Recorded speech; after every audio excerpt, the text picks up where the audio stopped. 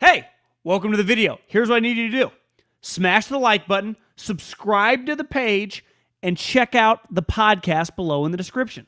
This video is sponsored by Indeed.com/ham, where right now you can get a $75 sponsored job credit to upgrade your job post at Indeed.com/ham. Elijah Mitchell has had at least 100 rushing yards in 5 of his first 10 career games. Only 3 other rookie running backs since 1990 have had at least 5 100-yard games in their first 10. Those other 3 are Edgerrin James, who had 7 100-yard games in his first 10, Adrian Peterson, who had 6 100-yard games in his first 10 career games, and Ezekiel Elliott, who did it 5 times, same number as Elijah Mitchell. Wow. Damn. How about that?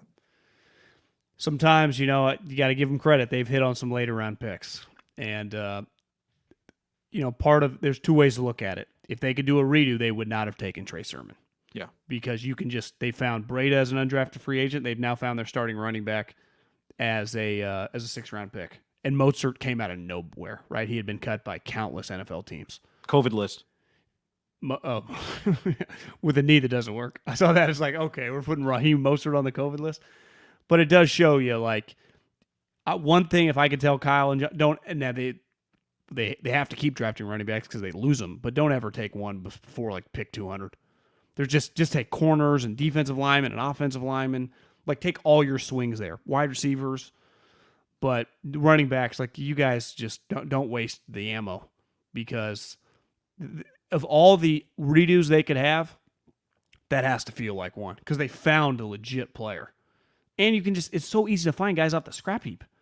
Taking a 3rd-round running back, you're kind of hoping he's going to be Alvin Kamara, Dalvin Cook, right? I mean, those guys go in 2nd and 3rd round, right? Starting running backs all around the league. So it's a positive, because the kid is, you watch him, you go, this guy's really good, right? He can run inside, he can run outside, he can catch the ball, he's elusive, he's physical, he can break arm tackles.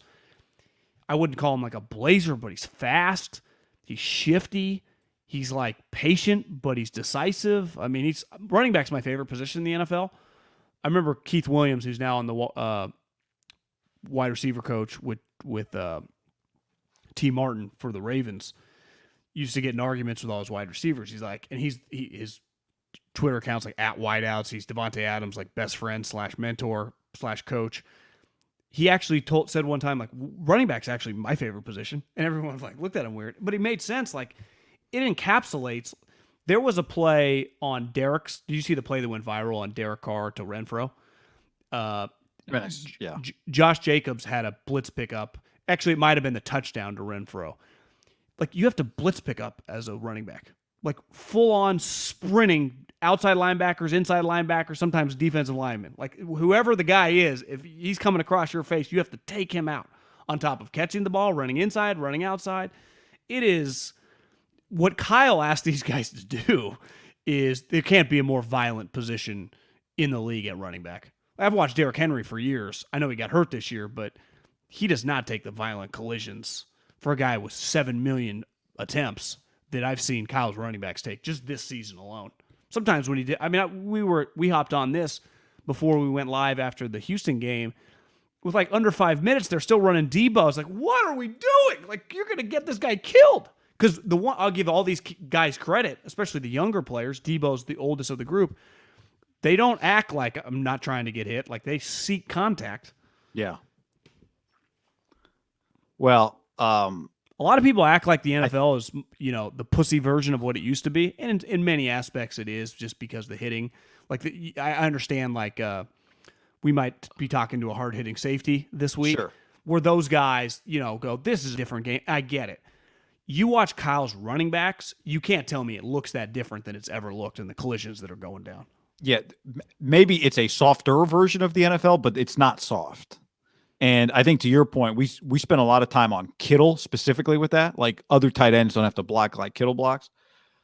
Running backs, it's just, we talk about it every year at the beginning of the season. You're not going to get on the field, regardless of how your offense plays or what your coach prioritizes. especially even if your coach doesn't run the ball much. If they prioritize throwing the football, there's still going to be a requirement of the running back to understand and be willing to block. And to your point, receivers block. That's a big deal. No block, no rock. But they're blocking other DBs for the most part, right? They're not blocking guys twice their size. Most DBs are not Sherman that love to tackle. You're just kind of out there holding. And even if you're lucky enough as a running back to end up blocking a corner on a blitz, well, that guy's got a 15-yard sprint coming at you. Did you see the viral video of, I think his name is Pickens, the wide receiver for Georgia? I did, yeah, it's George Pickens, I think, right? George Pickens, who shushed him at the sideline, grabbed the DB, destroyed him, and then shushed him again. That was a play where, I'm sure we'll get into Harbaugh. Maybe he's like, yeah, maybe we can't ever beat these guys. That was eye-opening. Like, I bet that corner views himself as a pretty good player, right? He got destroyed. And Pickens is viewed as he's known for being a receiver, right? Like he's a really good receiver. Yeah. Yeah.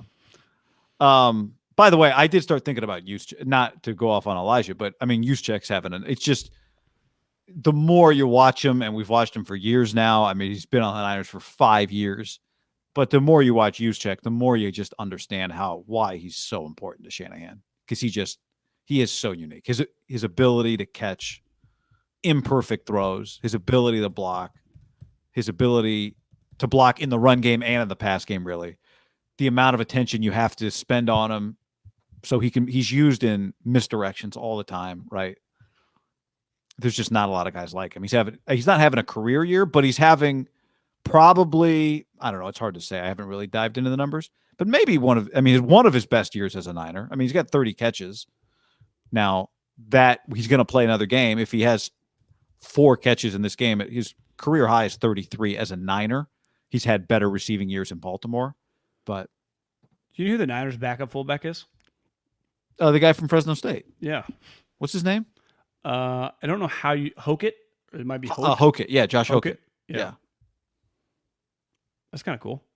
I think the thing with Elijah, and it goes back to what we said about him when we watched, if you go back and watch an old YouTube we did after the draft, and you watch his Louisiana tape and you go, this guy it is so easy to picture him as a Kyle Shanahan running back if you go back and watch the video we did online. If you can just search the YouTube, our channel, type in Elijah Mitchell, you'll find it. And what we said at the time was he just looks, because of how hard he hits every run, like a Kyle Shanahan running back. And I think to me, the simplest way to describe what I've seen from Mitchell this year is he looks in the NFL the same way he looked in the whatever league Louisiana plays in. Yeah. Which is a leap. It's a leap up in ability and opposition. He was clearly one of that guy's best players for a couple years, and that guy's now the head coach at Florida. Billy Napier. That's how they would have said it if he would have taken the LSU job. Yeah, that's how Brian Kelly says it. The Sun Belt, John. So he looks in the NFL the same way he looked in the Sun Belt, listen. I love the draft, always have, still do to this day. Now I get bored, in the later rounds, but the later rounds are cool after the fact, right? Like now. Like I couldn't have jumped for joy about Elijah Mitchell, but it's easy to go, what a pick. Or, you can do it with whoever you're a fan of, right? Hunter Renfrow. I was texting with a buddy that does the SEC last night. I'm like, God, how good's Hunter Renfrow? He's like, the craziest thing about Renfrow is like everyone in the area loved him. It was harder to convince the GMs and the assistant GMs that were in the office because he's like, I went to countless Clemson games, and I think it's like this with an Elijah Mitchell, but it's probably different at that level, where you just leave and you go, the best player on the field was Elijah Mitchell. The best player on the field was Hunter Renfrow. And you love the guy, but then, the GM, they're in the building, they have this wide view, and it's impossible. Like a GM can't go through every school. Because when you go through these schools, I'll vividly remember, they start telling you the stories about the kid, and you like the player, you're like, I fucking love this guy. And they're just every school, in I'd say a large percentage of the guys that are drafted are relatively like high character, hard workers. And if you like their film, it's easy to fall in love with guys. And I've talked to people about Elijah Mitchell. He's a guy, and I say this all the time, just because you draft a guy in the 5th round, he might have been one of your favorite players in the draft. I'm not saying Elijah Mitchell was, But I bet there were a lot of scouts. Hunter Renfrow is a good example. Like, I loved Hunter Renfrow in the draft. I thought he was going to be a starting slot receiver for a decade. But I couldn't convince my GM because it's like, we got to have Jamar Chase. I was like, well, what am I going to do? There are only so many Jamar Chases. But then, like, there aren't Hunter Renfrows every year. There aren't. But with running backs, there kind of are Elijah Mitchells every year.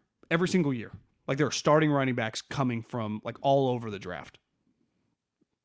Hell, we're seeing it now. Like, you get a starting running back. What's Najee? First rounder. Stud.